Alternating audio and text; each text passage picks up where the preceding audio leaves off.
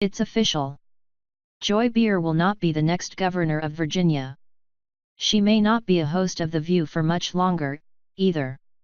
On Thursday morning, Behar and her CO panelists talked openly about a photo that has surfaced on social media, even including footage of the photo itself on air. It depicts Behar at a Halloween party in 2016, her face darkened in a controversial manner known as blackface.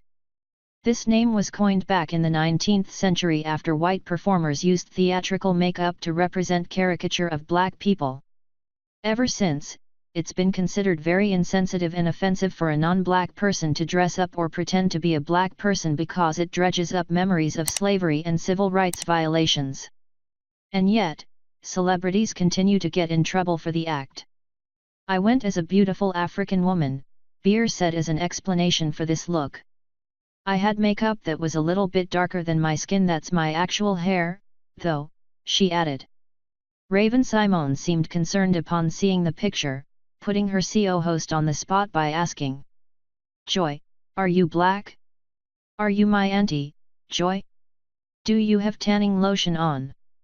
But while Behar seemed to brush off the incident as no big deal, essentially brushing it off as a normal Halloween costume, viewers and Twitter users are taking the comedian to task.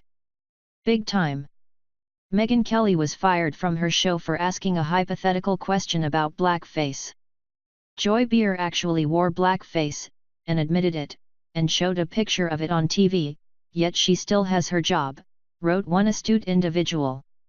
This is a reference to how Kelly got canned by NBC after she questioned why blackface was a big deal.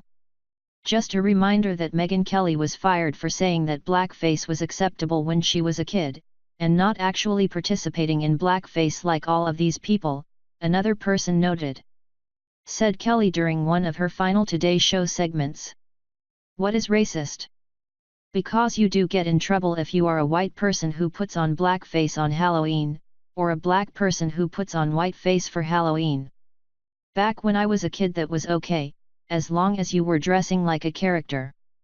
Kelly eventually made a public mea culpa, but then colleague Al Roker said she owes a bigger apology to folks of color around the country, adding, "This is a history going back to the 1830s minstrel shows. To demean and denigrate a race wasn't right.